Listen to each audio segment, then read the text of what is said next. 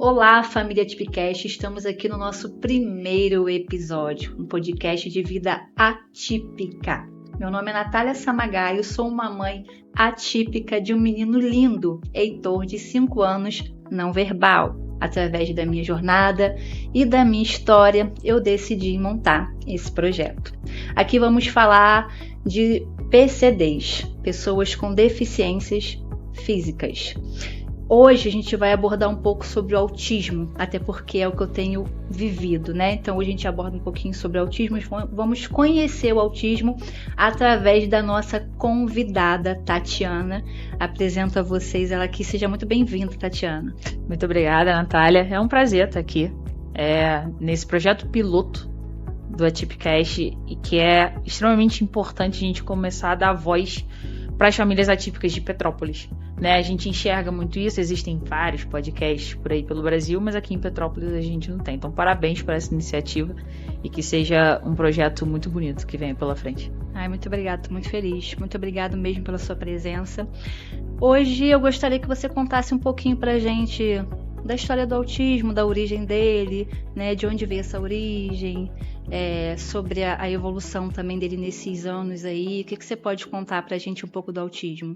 O autismo, na verdade, ele não é muito antigo, né? Se a gente for parar para pensar, o autismo, ele está sendo muito falado agora, né? Depois do século XXI, porque a primeira vez que o autismo apareceu em algum estudo foi no século XX, né? Bem no início ali, em 1943, pelo Leo Kanner, que era um médico, né, dos Estados Unidos, e ele percebeu que tinha um grupo de crianças com dificuldade na interação social, na comunicação e em comportamentos repetitivos, tá?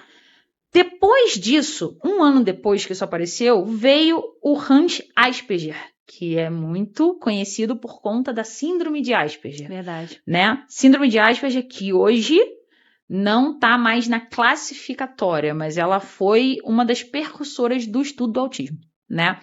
Já o Asperger, ele era austríaco, e no caso dele, ele viu casos, além das semelhanças com o Kanner, ele também viu a linguagem preservada, diferente das crianças que o Kanner conseguiu perceber, e também os interesses específicos, que hoje a gente chama de hiperfocos. Né? Então, assim, foi o Asperger que conseguiu perceber isso. Por que a síndrome de Asperger? Porque eram crianças, ou adultos, ou adolescentes, que se encaixavam nesse padrão, tá? Com linguagem preservada, então era uma pessoa que conseguia se comunicar, mas ela tinha esse interesse muito específico em uma coisa só. Então, normalmente, quem tem síndrome de Asperger é os famosos superdotados. Ou, por exemplo, né, que tem até um caso famoso, que ele hoje é PhD em física, e ele, com 5 anos... Eu não vou me recordar o nome, mas quando eu lembrar, eu posto lá na página. Tem, inclusive, um livro sobre. Ele é PhD em física e com 5 anos, se eu não me engano, ele escreveu a primeira teoria física dele. Nossa. Ele era classificado, antigamente, como síndrome de Asperger, tá? Hoje ele se enquadra no TEA. Por quê? Antes ele era visto como um transtorno raro, tá? Sim. Mas conforme a ciência vai avançando, os estudos vão avançando, a gente chegou ao famoso espectro. Isso. Né? Então, hoje, nós temos um espectro do TEA, aonde a gente entra no DSM, que foi a grande mudança. Né? Se a gente for parar para pensar em uma linha histórica do autismo, é isso. Começou com Kanner, foi para o Asperger, foi considerado uma síndrome rara, até entrar no espectro, tá? Uhum. Quando ela entrou no espectro, antes ainda com o CID-10, que ainda está sendo utilizado, né? Ele só vai ser obrigatório o CID-11 a partir de 2027, era para entrar esse ano, mas devido à falta de conhecimento mesmo de todo as atualizações, ele vai ser só em 2027, tá? Então, antes ele era o famoso F84, tá? No F84 era transtorno global de desenvolvimento, o autismo infantil, que era o F84.0, depois o 84.1 era o autismo atípico, Então, pode ver que tinha várias subclasses dentro do próprio autismo. Sim. Tá? E é onde tinha também a síndrome de Asperger, que era o F84.5. Com as atualizações dos estudos, a gente chegou no CID-11, que é o que vai ser implementado agora, e que é onde o TEA entrou realmente em um espectro. Então, qual é o CID do TEA hoje? 6A02, transtorno do espectro autista. Tá? Dentro desse transtorno do espectro autista, nós temos sem DI, né, que é deficiência intelectual, Sim. né, com comprometimento leve ou ausente de linguagem funcional, que no caso é o Heitor. Sim. Tá? O Heitor ele se classifica aqui, 6A02.0, sem DI, e com ausência da linguagem funcional, mas ele ainda tem a linguagem. Sim. Tá? Aí o 6A02.1, que é o com deficiência intelectual. 6A02.2, sem deficiência intelectual, mas com linguagem funcional prejudicada. Então, é aquela criança que não tem o DI, mas ela não consegue se comunicar funcionalmente. A fala dela não é funcional. Mas nenhum deles deixa de ser autismo. Olha que interessante. Que foi uma das grandes mudanças aí nesse meio tempo com a evolução do espectro autista. Porque é isso. O espectro autista, ele não é uma coisa única. Ele é literalmente um espectro. Né? Então, é onde a gente tem muita dificuldade, às vezes, de conseguir identificar que uma pessoa tem TEA. Porque antigamente era o quê? Qual era o pré-requisito para você ter transtorno do espectro autista? Você não conseguir se socializar, principalmente, e você não manter contato visual. Sim. Hoje em dia, isso não existe mais. Existem casos assim? Sim, mas esse não é o ponto principal para que você faça o diagnóstico de TEA.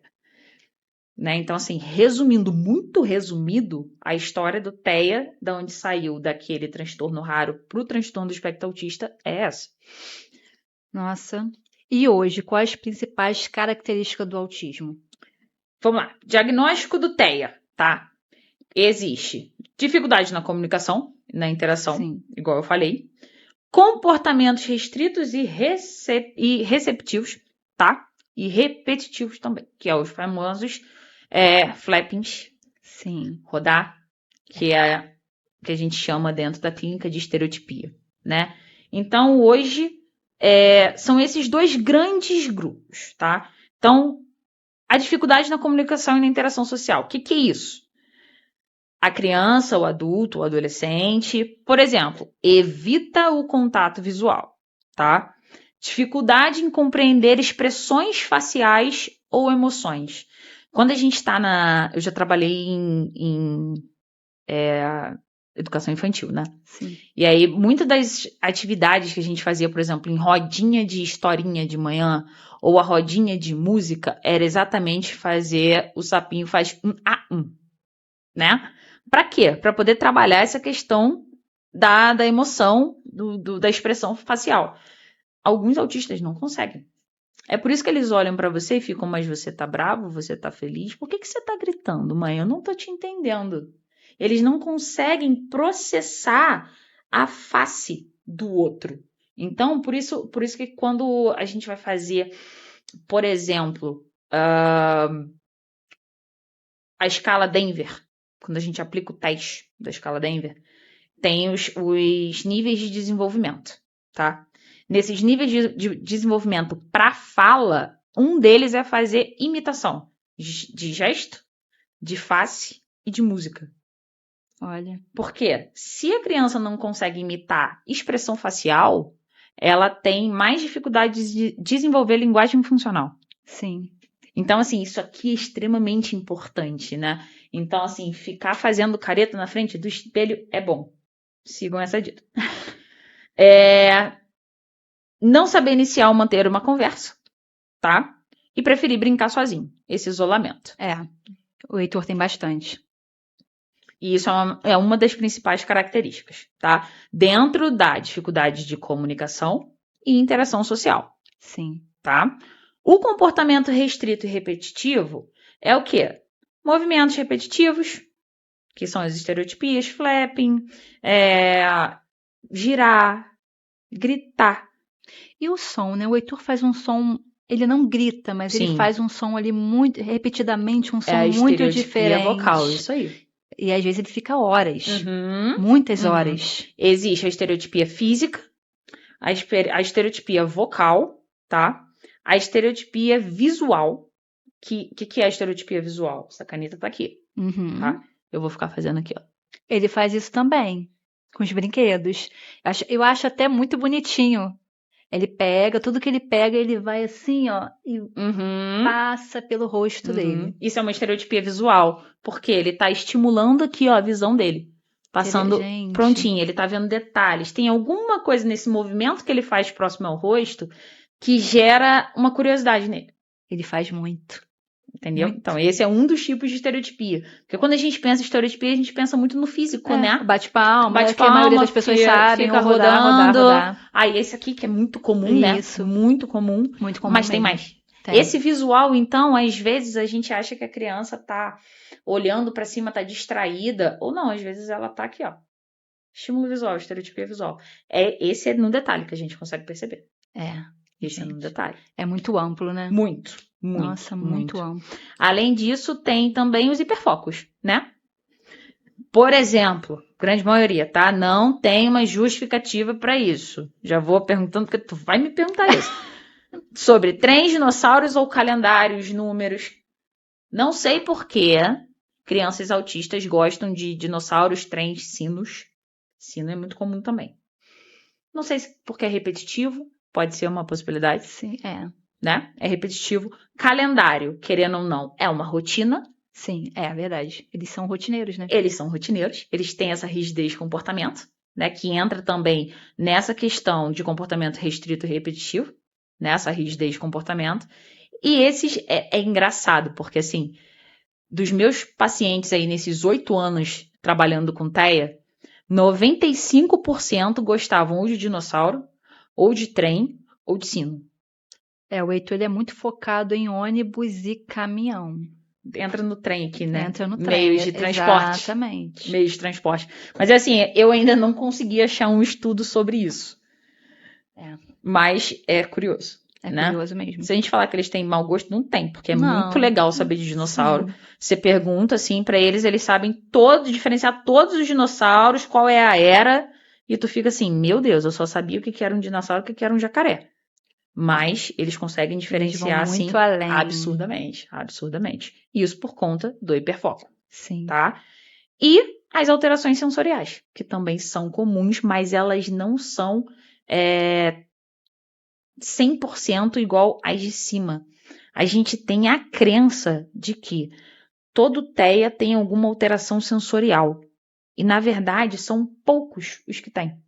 Não são todos. Normalmente, os que têm um nível de suporte um pouquinho mais alto fica mais visível, que é normalmente a sonora, né? Ou a visual. Ou então, textura de alimento, né? Que acaba sendo uma das maiores, na verdade. É a auditiva e a de textura de alimentos, né? Mas, por incrível que pareça, não é o mais comum. Olha. Não é o mais comum. A gente consegue perceber, mas não é o mais comum, tá? Mas elas existem. O problema é, quando elas existem, elas atrapalham muito a funcionalidade da pessoa. Eu imagino mesmo. Entendeu? O Heitor não tem essa questão de audição, tampar o ouvido. Quando faz é raramente. Muito raro mesmo. Agora, da seletividade ali, da textura, ele tem. Muito. A seletividade alimentar dele é tensa. Entendeu? A gente vai até trazer sobre seletividade alimentar, gente. Viu? Vários pontos a serem trabalhados para frente. E o espectro é muito amplo, né? Só para a gente finalizar essa questão dos pontos que desencarregam um diagnóstico, né? Há desde pessoas que precisam de apoio intenso, que é aquelas níveis de suporte 3, tá? Que não conseguem fazer praticamente nada sem o suporte de alguém. Desde aquelas que são completamente independentes, mas elas enfrentam desafios sutis no convívio social. Que são o nível de suporte 1, que hoje é conhecido como nível de suporte 1, 2 e 3. Antigamente, que algumas pessoas ainda usam leve, mediano e agressivo, né? Ou Asperger, porque tem Isso isso. aí, é. Asperger, nível aí leve, moderado e grave, né? O Asperger ainda era uma subcategoria, Agora né? não é mais, né? Não é mais. Normalmente, essas pessoas que têm essas questões leves no dia a dia, antigamente elas seriam diagnosticadas como Asperger. Hoje não, elas são um nível 1 de suporte. Por quê? As questões são pequenas, mas elas ainda existem. É isso que eu ia falar, são pequenas, mas existem. Exatamente. E são os que mais sofrem. São os que mais sofrem. Porque é o famoso, mas você nem tem cara de quem tem TEA. Sabe? Mas sofrem. você convive com todo mundo. Mas não é só. Às vezes convive, mas por dentro tá sofrendo. É uma grande possibilidade. Sim.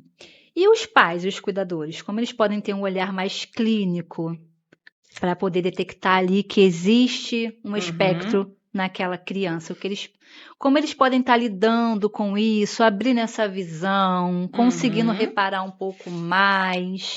Eu creio que existe muitas mães aqui que vão nos assistir, que estão com crianças de 2 aninhos, que já estão ali observando que tem uma diferença, que a evolução não é como eles esperam. Então, o que eles podem ver ali para poder observar que ele pode estar dentro do espectro do autismo? Então, primeiro que o diagnóstico do TEA em média, com 18 meses, algumas crianças já começam a dar sinais, tá?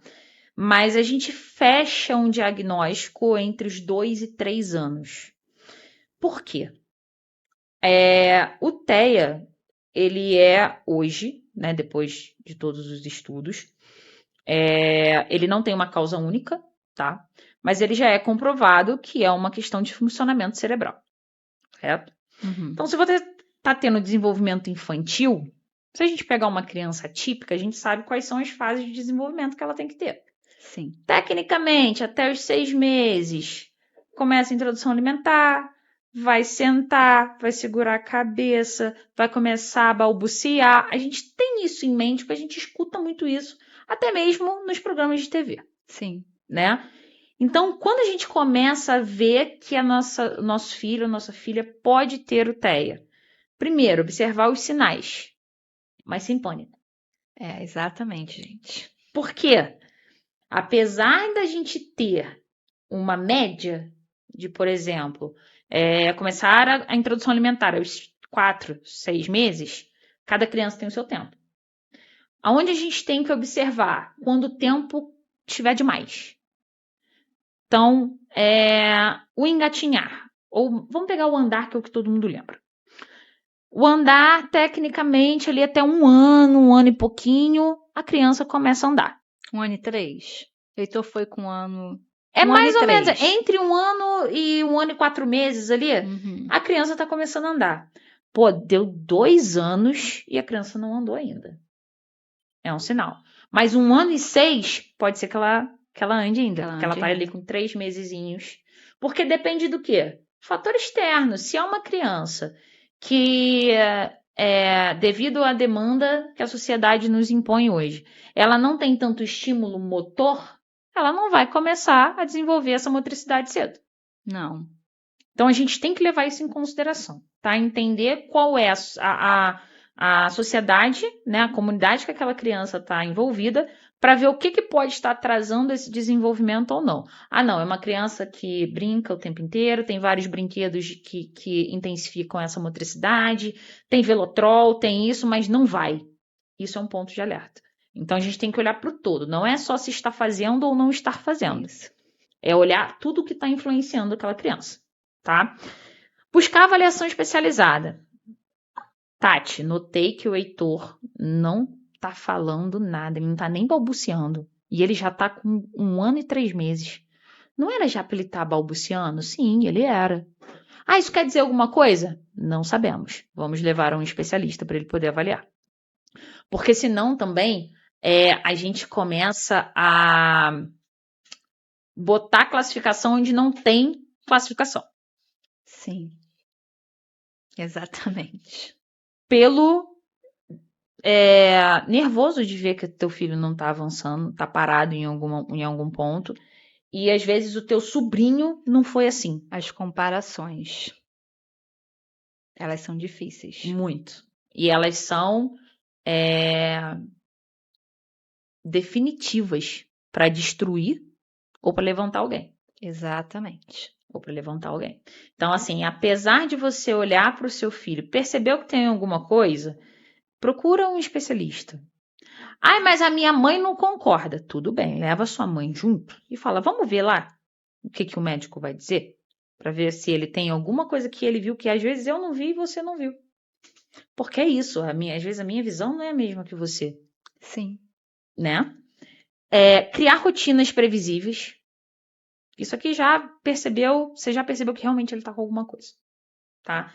Ainda não tem um diagnóstico, o médico passou terapia para ele fazer. Começou o desespero da vida da mãe atípica, do pai atípico, da avó atípica, da família atípica. As terapias. Sim. Porque elas são importantes e elas precisam da presença da família. Muito. Então, assim, participem do processo terapêutico do filho de vocês. A inclusão começa dentro do nosso lar. Dentro do nosso lar. Ai, mas eu queria deixar ele lá dentro e ficar sentado na recepção. Não, você pode fazer isso, mas nem sempre. Sim. Uma vez por mês, vira pro terapeuta e fala assim, poxa, eu posso entrar? Pode, direito seu. É direito seu. É porque muitos pais e responsáveis não sabem que tem esse direito, né? Sim, mas temos. E é sim. importante até para a gente poder continuar o desenvolvimento, as terapias, dentro da nossa casa. Eu digo que é um conjunto de 3, quando a criança começa escola ou creche. Creche, profissionais, familiares. Exatamente. E assim, não é porque você vai entrar dentro do atendimento do seu filho, de sua neta, do seu sobrinho, seja qual for o nível de parentesco, que você está sendo terapeuta em casa. Tô falando isso porque eu já ouvi, tá? Quando eu tava mais, porque hoje em dia eu não tô mais na parte clínica, Sim. né? Tô mais na parte de coordenação, mas quando eu atendia, eu chamava os pais aí dependia, cada pai eu botava ali de acordo com o nível da criança, né? Mas vamos botar que o mínimo era de 3 em 3 atendimentos, esse pai acompanhava o atendimento de psicologia comigo. Eu mostrava o que estava sendo feito e orientava de que forma isso poderia continuar sendo estimulado no dia a dia. Não é que você, Natália, mãe, vai fazer terapia com o Heitor em casa. Não é isso. Você, Natália, mãe, vai saber olhar o seu filho e saber quando ele precisa de um estímulo. Sim, eu estimulo o Heitor o tempo todo, gente. O tempo inteiro dentro de casa, até mesmo porque o meu objetivo é que ele seja um adulto, um adolescente independente.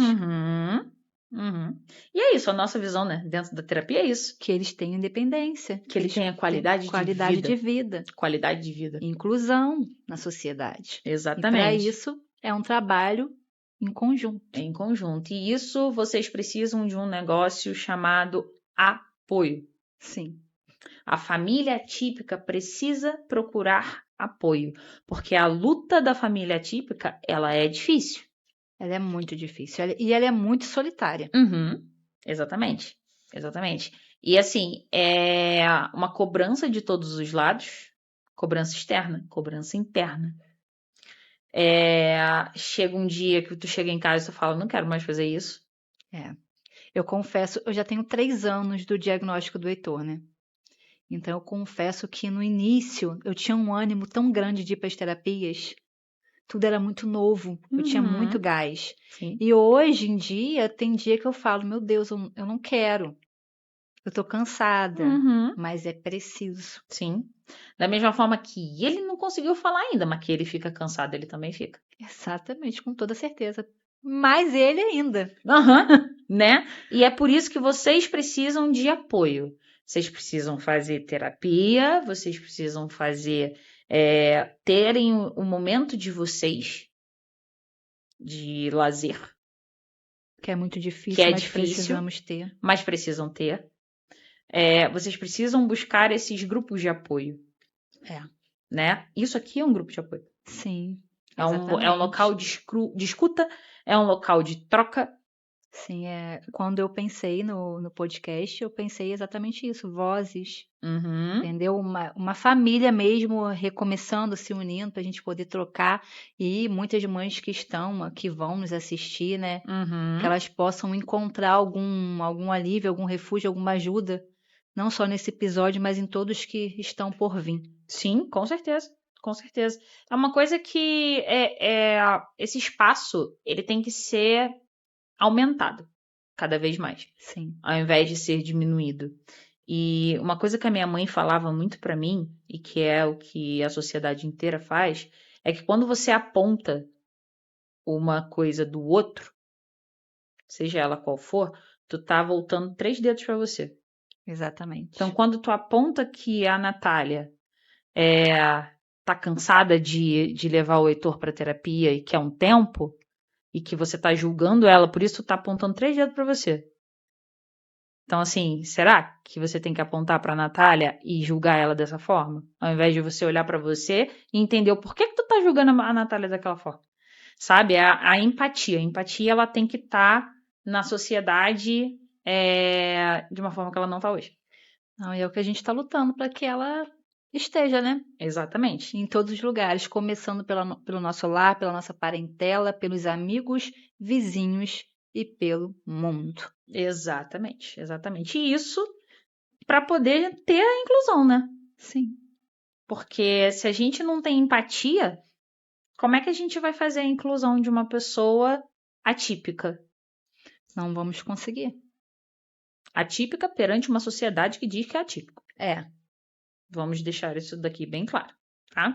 a Que inclusão ela é falada, ela é mas falada. ela não existe. Não, ela é muito bonita no papel. Ela é linda. Maravilhosa. A daqui do Brasil é excelente. Só que ela não é feita. Não. Ela não é feita. Na verdade, quem deveria estar fazendo a inclusão é o que mais está julgando. É, E isso é horrível de se ver. Horrível, infelizmente. sabe? Eu, como terapeuta, como profissional da saúde, como psicóloga, que é pior ainda, que a gente tem que olhar para isso, a gente conseguir enxergar que dentro da nossa própria classe existe esse tipo de julgamento, é onde dá vontade de, assim como você, jogar tudo para cima e voltar para dentro do consultório e atender pessoas típicas. Sim. E Entende? muitas mães atípicas desistem mesmo. Exato. Em vários fatores. Eu não vou trazer muito esse aqui, mas estamos vendo muitas mães ceifando sua própria vida e a vida Uhum, do seu próprio filho autista. uhum. A gente vai tentar trazer esse tema mais para frente, Sim, né? sim. E isso aí, esse dado, inclusive, ele entra exatamente nessa questão da inclusão. Porque quando você não tem inclusão, você exclui a mãe, você exclui o filho, Exclui ela todos. se vê sem esperança do que fazer, para onde ir, se culpa por não estar conseguindo chegar aonde ela tecnicamente tem que chegar, porque a sociedade diz que ela precisa chegar, e ela vai para a última opção que ela vê na vida dela. É a pior, Exato. a mais difícil e que muitos estão tomando. Uhum, exatamente.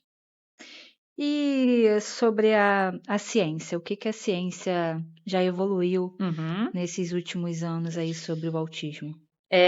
Então, o estudo do autismo ele aumentou muito, né? E com isso aumentou o quê? O número de pessoas autistas no mundo. Principalmente de 3 anos, se eu não estiver enganada, de Uhum. 3 anos para cá. Sim. Mas por quê? Teve um boom na ciência. A gente conseguiu hoje, tá? O que a ciência nos diz sobre o transtorno do espectro autista? Ela tem base neurobiológica. Ou seja, ele tá ligado ao funcionamento do cérebro, que eu já falei um pouquinho antes, Sim. tá? Ele não é causado, isso aqui já é certo, tá? Por vacinas, nem por estilo parental.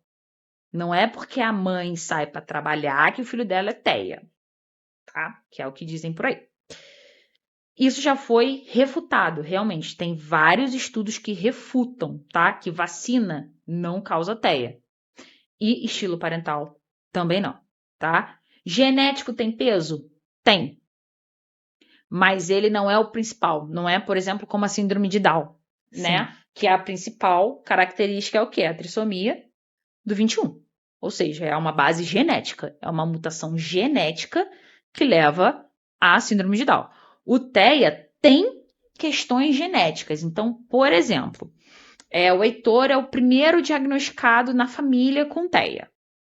Beleza. Por quê? Ele nasceu agora, ele está no boom do TEA. Se a gente for parar para pesquisar e fazer aí uma pesquisa na família, tu vai ver que teu primo de 2º grau tinha questões muito parecidas. Mas ele conseguiu seguir aí a vida, mas tem uma ansiedade generalizada, que ele não consegue lidar muito bem, né? Então, assim, tem peso. Normalmente, quando tem um, tem mais na família. Tá? Mas ela não é 100%. Pode ter um autista onde não tem mais nenhum na família? Pode. Ele pode ser o primeiro. Porque o fator genético não é primordial. Ele tem peso, mas ele não é o fator primordial, tá? E também o fator ambiental, tá? Infecção na gestação, complicações no parto, tudo isso pode contribuir. Por quê? É uma questão neurobiológica. Uma complicação no parto pode gerar alguma sequela cerebral. Sim. E aí você ter, a partir de então, diagnóstico de TEA. Tá? Eu acho que é o que eles mais creem que acontece, né? É a questão na hora de gerar ali. Acontece bastante. Sim, a estatística é maior para prematuridade. Muitos autistas são diagnosticados, a gente vai ver prematuro. Sofrimento fetal, que dá falta de oxigenação. Tudo isso pode acontecer. Tá? Então, assim, esse é um fator. Então, gente, pelo amor de Deus, esquecem a vacina. Pelo amor de Deus, gente, deem vacina, tá? Vacina é importante para poder prevenir o resto, tá? Por favor. Vacina não tem nada a ver com TEA, ok? Vamos lá. Estatística mais recente, tá? Isso do Centro de Controle de Doenças dos Estados Unidos, tá? Que é o mais atualizado. 1 a cada 36 crianças está dentro do espectro autista.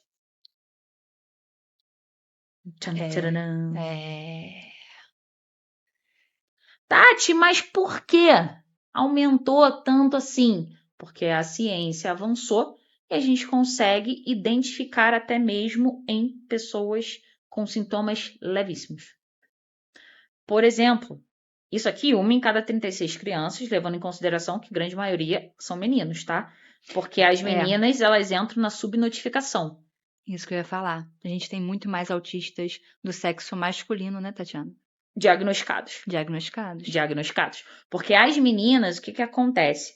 Elas têm mais facilidade de se adaptar ao meio e conseguir seguir. Então, é aquela mulher que na vida adulta vai ter uma ansiedade generalizada, vai ter uma maior facilidade de desenvolver uma depressão, de desenvolver uma fobia social, porque não consegue sair na rua.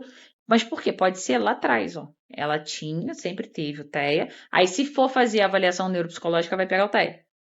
Olha. Entendeu? Então, por isso que, assim, em mulheres, a taxa de identificação do TEA está muito mais em adolescentes e adultos do que crianças. Quando que a gente consegue fazer, grande maioria, tá? O diagnóstico em TEA de meninas, normalmente quando são níveis de suporte mais altos. Nível 3, né? Que ou um 2. O 2 também. Um pouquinho mais. Difícil. Porque o 2 também, ele às vezes não verbaliza, não verbal. Eles acabam se irritando com muita facilidade, né? Muitas crises, seletividade alimentar. Exatamente. E as meninas, quando é nível 1 de suporte, apesar delas terem aquelas questões, elas conseguem se adaptar um pouquinho melhor ao meio. Se camuflam, né? Se camuflam, isso aí. Os meninos não. Isso faz parte mesmo da biologia. As mulheres, né, elas têm uma facilidade maior em fazer essa gestão. Os meninos têm um pouquinho mais de dificuldade. Então, é onde que nível 1 de suporte desorganizou um negócio no menino, tu consegue ver. A menina, ela vai dar um jeito de tentar se adaptar. Mulheres, né? Desde pequenininhas. Aí a gente vai entrar num ponto sensível. Não vamos Mas, estatisticamente falando, realmente acontece. Então, assim, A gente vê, se a gente for pegar essa base genética, às vezes a criança nasce com TEA, aí a mãe vai fazer a investigação e descobre que tem TEA também. Olha, eu tô querendo fazer em mim. Por quê? Não sei. Tô com uma desconfiança. Não, me dê sintomas. O Ultimamente. que tu viu no... Ó, esse é um bom ponto. O que tu viu no Heitor que tu vê em você? Então, na verdade, eu não sei se esse ano foi um período que eu fiquei mais sensível à depressão, Uhum. né, à ansiedade. Às vezes muito barulho confunde muito a minha mente. Eu tenho até um probleminha com não também.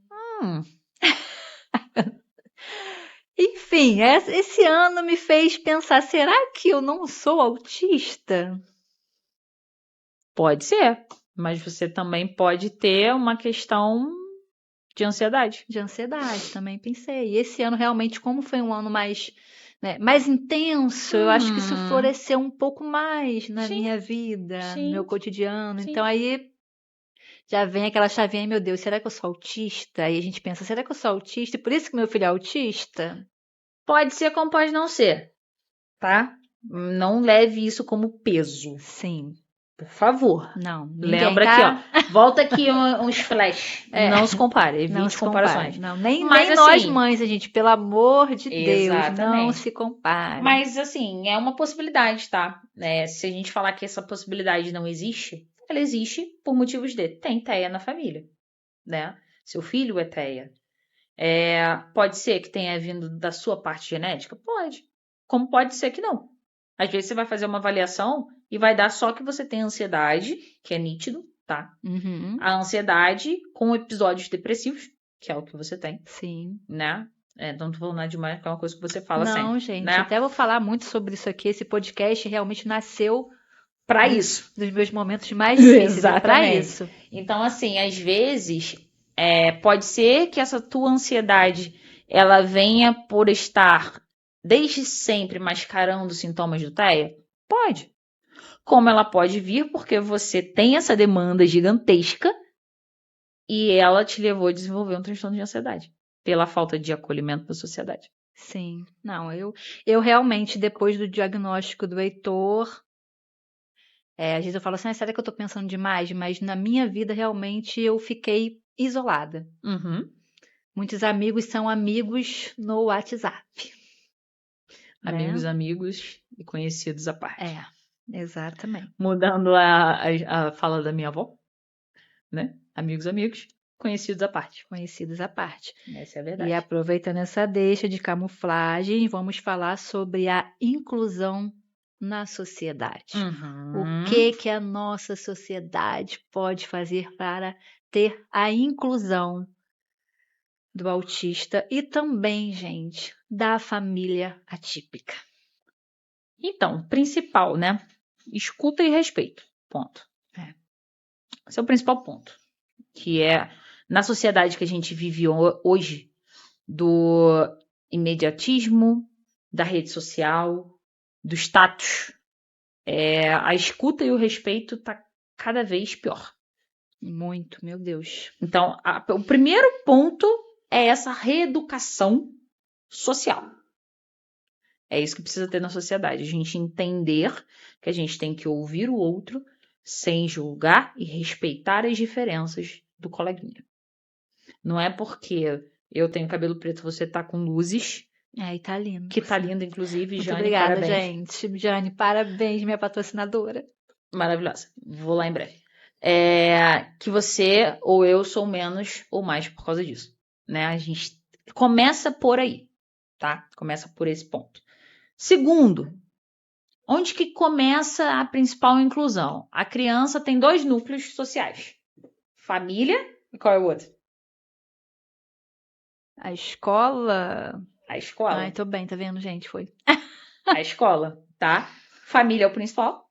E qual é o segundo principal? A escola. Tem criança, inclusive, que passa mais tempo na escola. As mães que trabalham precisam principalmente colocar. creche, né? Exato. Precisa colocar em período integral. Sim. A criança vai ficar mais tempo. Da mesma forma que a gente tem a família, às vezes faculdade e trabalho. Né? Nós também temos os nossos núcleos sociais. Então, onde vai começar, além da família, a escola. Ponto. Porta de entrada da inclusão. Escola. Como que a gente vai fazer essa inclusão, Tati? Formação de professor. Mas deixa, gente, muito importante. Mamães atípicas. A terapia do seu filho, a clínica terapêutica do seu filho e a escola precisam estar, juntinhos, lado a lado. Triangulação, clínica e escola, gente. Isso precisa acontecer. Inclusive, eu pego muito no pé isso lá na clínica, porque precisa acontecer. E o que acontece? Vou contar um pouquinho da época que eu estava na faculdade, tá? Para tu entender. Sim, claro. Quando eu comecei a faculdade de psicologia, eu não tinha contato nenhum com TEA, tá? Minha família não tem ninguém com TEA. E aí eu tive uma aula na faculdade de psicologia escolar. E aí trouxeram o tema autismo. E eu fiquei, que é isso? Que eu nunca ouvi falar. E, pelo amor de Deus, se eu tive algum amigo na escola com isso, não sei. Né? As memórias que eu tinha de pessoas PCDs era uma horrível deles trancadinhos dentro de um hospital, né? Não é legal. Não. Mas é o que eu via a minha infância inteira. Todos nós, né? Que era percurso ali, ó, da minha casa para a escola. Então eu via isso todos os dias. E era essa visão que eu tinha, tá? E aí quando eu entrei na escola, na faculdade, que eu tive essa aula, eu falei, legal, interessante. Vou procurar saber o que é. E aí eu comprei livro, que quando eu quero também eu vou igual uma enlouquecida, né? Comprei vários livros e tal, comecei a ler. E eu falei, cara, gostei disso.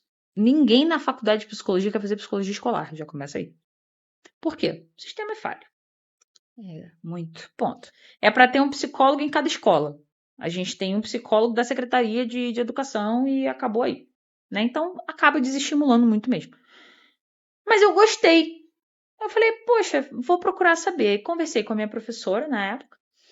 Ela falou, Tati, por que você não faz, vai lá na prefeitura e tenta ser estagiária da prefeitura? E aí eu comecei a ser estagiária de inclusão. Foi aonde eu comecei a ter contato com TEA, tá?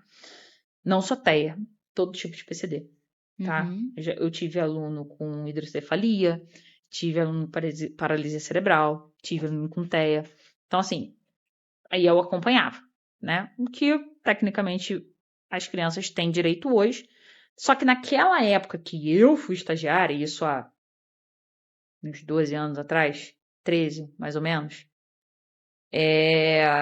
existia um núcleo de educação inclusiva na cidade de Petrópolis, onde tinha cursos de formações mensais para os estagiários e para os professores, que era o que dava base para essa inclusão bonita do papel acontecer. Então, essa formação continuada de professores e estagiários, ela acontecia. Então, naquela época, eu posso falar, eu vivi uma das melhores fases de inclusão de Petrópolis, trabalhando com, tá? Hoje em dia, isso aqui está muito defasado. Isso não acontece mais. Tá demais. Né? Então, assim, quando acabou esse centro lá, inclusivo, isso aí morreu por terra, né? Eu cheguei a trabalhar como educadora infantil. A meu TCC foi exatamente falando sobre desenvolvimento socioemocional dentro dos centros de educação infantil de Petrópolis, que está totalmente alinhado a essa questão da escuta de respeito. Desenvolvimento socioemocional. Você ser empático, entender o outro e respeitar o outro, né? Sim. E então, assim, hoje, se a gente for parar para pensar em inclusão, começa aqui, ó. Formação de professor. A gente ter profissionais capacitados para trabalhar nas escolas, tanto públicas quanto particulares. Isso precisa acontecer. E nas particulares eu acho que ainda é pior do que nas públicas. Principalmente porque as particulares ainda têm o direito de não aceitar os nossos filhos autistas, né? Assim, direito que eu digo é aquele é proibido, mas não acontece. Exato. É uma realidade dura, né? Porque aqui as escolas municipais, né? elas têm um acompanhamento. A gente tem problema o tempo inteiro. Mas ainda tem. As particulares acabam sendo mais complexas, tá? Mas por incrível que pareça, o acesso às clínicas particulares, quando há pessoas com algum tipo de deficiência, é melhor do que nas públicas. Para fazer essa triangulação que você falou, que é extremamente importante. Às vezes, na particular, é mais fácil do que com as públicas. São poucas as públicas que eu consegui fazer algum tipo de triangulação nesse meio tempo. De uns anos para cá. Porque é isso. A inclusão antes ela acontecia. Agora ela não acontece mais. E é no ano que a gente mais... Aliás, daqui para frente é o que a gente vai mais precisar. É que essa inclusão ela seja cada vez mais real e não fantasiosa. A tendência é aumentar, né? Essa estatística que de 1 a cada 36 crianças, isso vai aumentar. Isso com certeza isso vai aumentar. Vai aumentar muito. Muito. Porque os estudos estão avançando e o meio ambiental, social, acaba interferindo, né? Então, assim, para inclusão, escuta, respeito, formação de professores, adaptações no ambiente, tanto adaptação física quanto adaptação organizacional. Porque quando a gente pensa em organização e adaptação do ambiente, a gente pensa logo na rampa de acessibilidade para cadeirante. Sim. Mas não é só isso. É rampa de acesso para cadeirante, é comunicação alternativa nos banheiros. Porque a criança que não consegue se comunicar, às vezes ela tem uma dificuldade de processamento, né? De entender o que está sendo dito a ela. Como é que ela vai entender que para ir no banheiro, ela tem que ir no banheiro, abaixar a tampa do vaso, lavar a mão, secar a mão e sair? Isso precisa ter visual. Isso não acontece. Não acontece. Precisa ter o braille. Precisa ter o caminho do braille. Precisa ter essas plaquinhas que estão lá, elas precisam ter o braille, para quem não consegue enxergar. Então, assim, é muito além de uma rampa para cadeirante. Essas adaptações vão muito além disso, né? E assim, a empatia, né? Que é o que falta muito. Nossa. Falando de pessoa ateia, ela pode ter uma forma diferente de se comunicar. Mas isso não quer dizer que ela não quer se relacionar com o outro. A dificuldade não quer dizer que ela queira viver isolada no mundinho dela. Ela tem dificuldade de sair de lá, mas ela quer ajuda. Ela quer ajuda. Só que também não é qualquer tipo de ajuda. Você tem que ter a empatia para conseguir ler o que essa pessoa precisa de ajuda para você conseguir tirar ela dali. Vem empatia, paciência, e entra o amor ao próximo, a humanidade. É tudo englobado ali. Tudo. Isso tudo precisa estar funcionando perfeitamente, porque se um estiver fora do lugar, não vai caminhar. Aí eu vou te trazer algo particular. Eu sou um pouco nervosa em relação ao Heitor, né? Eu brigo muito pelo meu filho. Aí a pessoa, eu sei. Né? Mamãe, vocês são avós do filho de vocês, então briguem por ele sim. Não precisa passar muito ponto, mas briguem por ele. A pessoa chega para mim e fala, seu filho tem problema. Tatiana, o meu filho tem problema? Não. Né? O meu filho é atípico. Quem tem problema é quem diz que ele tem problema. É isso. Seu filho não tem problema, papais. Defendam isso. E eu falo isso para vocês com todo o meu coração, porque eu vivo isso dentro da minha parentela. E sabe o que é mais cansativo dentro do autismo? A repetição. Sim. Você ter que falar o tempo todo que ele é autista, você ter que falar o tempo todo que ele não tem problema. A repetição ela é muito cansativa. Você ter que ouvir, no meu caso, né, o Heitor tem uma seletividade alimentar muito agressiva. O Heitor come praticamente nada. Nada. Deixa ele com fome. Se ele passar fome, ele vai comer. Gente, não é uma questão de O Heitor, se você der... Esses dias que eu consegui dar uma colher de brigadeiro pro Heitor. E mesmo assim, no outro dia, ele não aceitou, não quis Foi mais. naquele momento Foi só. naquele momento que eu consegui ali, por pura pressão. Uhum. E a maioria das vezes eu nem consigo, porque quando eu dou algo pro Heitor, seletividade do Heitor é visual também, ele já grita, se afasta e hoje, graças a Deus, fala no, né? Não. Ele tem uma voz ali muito forte. Uhum. Mas eu sempre falo, até sozinha, é muito cansativo a Sim. repetição. Você Sim. fica exausta. E quando a gente fala de inclusão, é exatamente isso, para a gente não precisar mais repetir tudo de novo, que as pessoas consigam ter um conhecimento, um entendimento, onde aí que gera empatia pelo outro. Uhum. E é aquilo, se você não sabe, seja humilde para perguntar e procurar saber sobre. Não é, eu não sei, eu não quero nem saber. E lá, tá super errado. Você sabe, você tá vivendo aquilo dali? Você não tá vivendo. Não. Escuta, é escutativa. Né? Nós, como psicólogos, a gente precisa ter isso, né? Fato. Mas isso é uma coisa que não é só psicólogo que tem que ter, são todas as pessoas. A população inteira. A sociedade, você como ser humano, você precisa ter escutativa, porque você precisa saber ouvir o outro sem tentar dizer o que ele deve ou não fazer. Porque às vezes o outro só quer falar. Ele não quer uma solução, ele não quer o caminho de ouro. Ele só quer botar pra fora. E aí, às vezes, como você é muito julgado, você não bota. Não, Você só vai, Você vai só se fechar. Trazendo para dentro de você. E o corpo cria mágoa. E mágoas pode trazer muitas outras doenças, gente, para nossa vida. Isso ela com certeza vai falar em outros episódios também. Gente. É que eu vou englobando aqui. Mas tem muitos episódios aí, muita história. Agora, eu queria muito falar sobre as crises. Sim. Que para olhares típicos são pirraças. Uhum. E muitas mães sofrem com uma crise na rua. O Heitor, ele é rotineiro. Então, no centro da cidade, ele tem o caminho dele. Uhum. E eu preciso fazer aquele trajeto. Porém, eu faço... como é que se fala quando você precisa... Porque a gente trabalha no autismo, essa frustração. Eu preciso frustrar o Heitor. Então, eu vou por outro caminho. Uhum. E quando eu frustro o Heitor, eu faço uma alerta para a cidade. Porque o Heitor faz um escândalo sensorial ali, porque para ele é só aquele caminho. Uhum. E começa um escândalo, se joga no chão, se machuca, quer sair correndo. E por que é aquele caminho? Porque ele entendeu que aquele caminho que ele fez uma vez não é perigo. Ponto.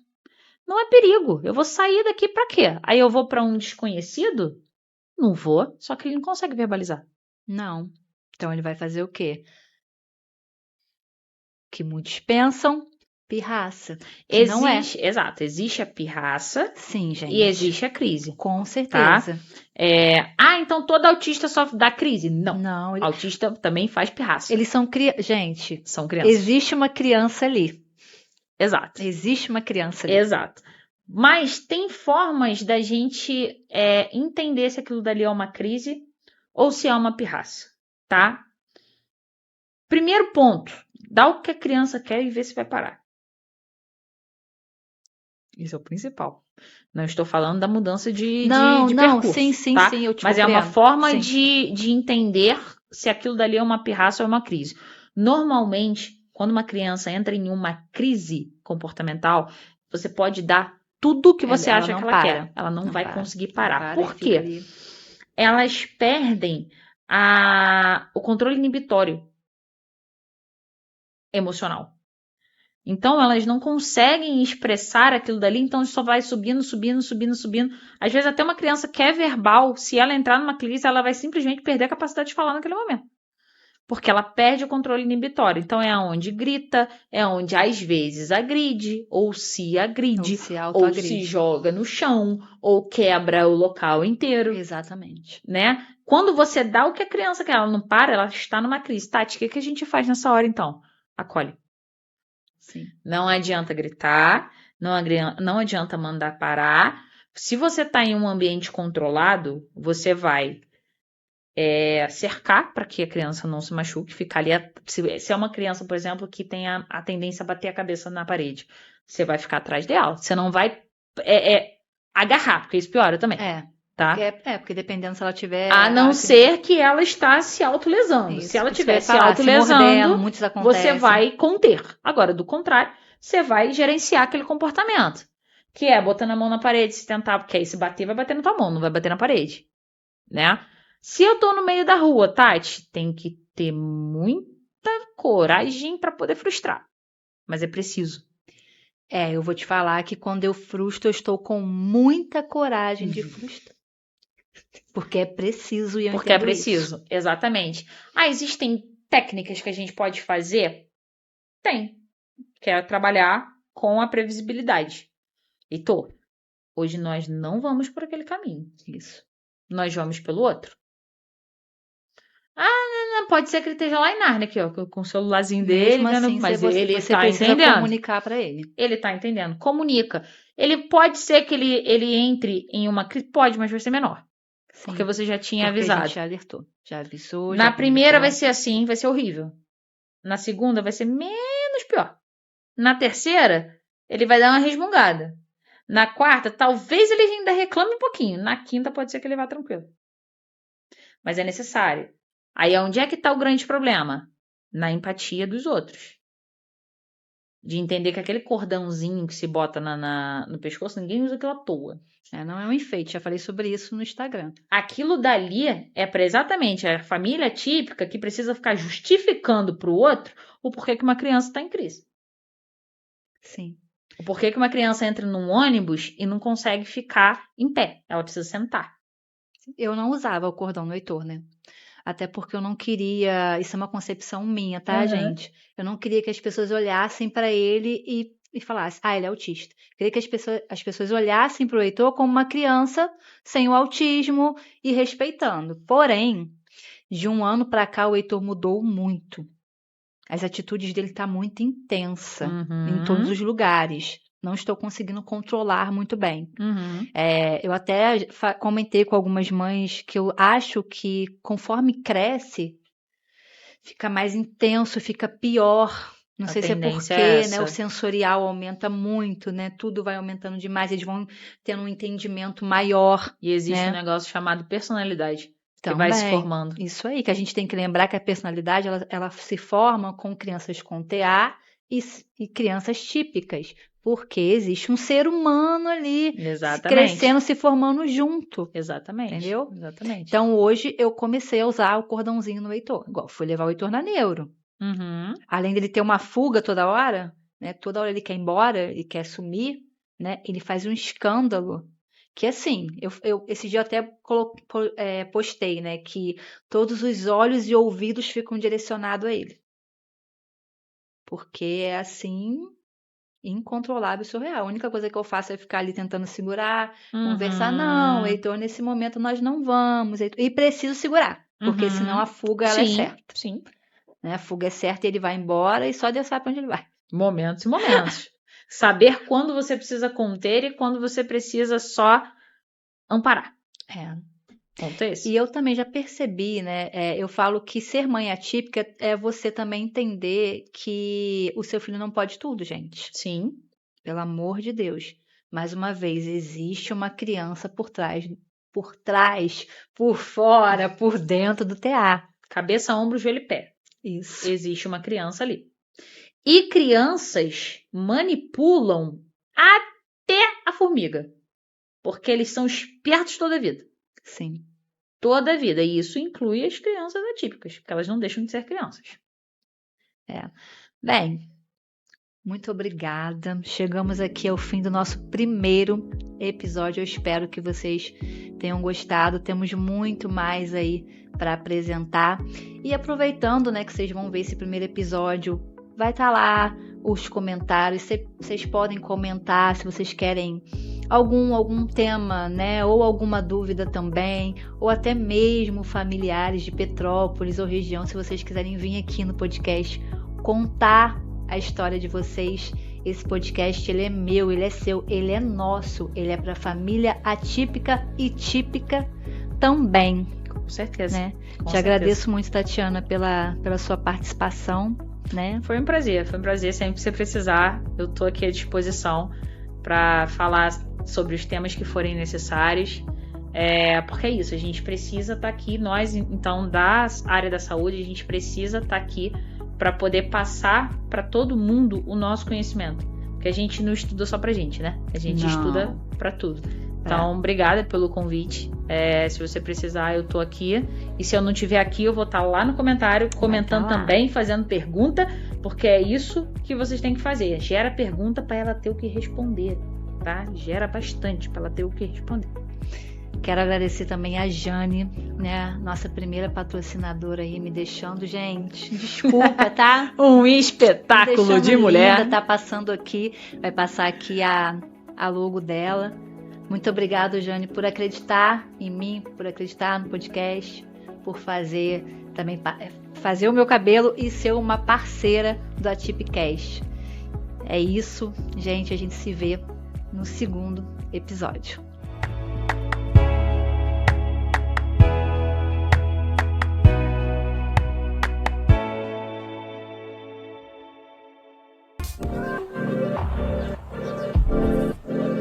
Plugado Filmes, produtora de vídeo.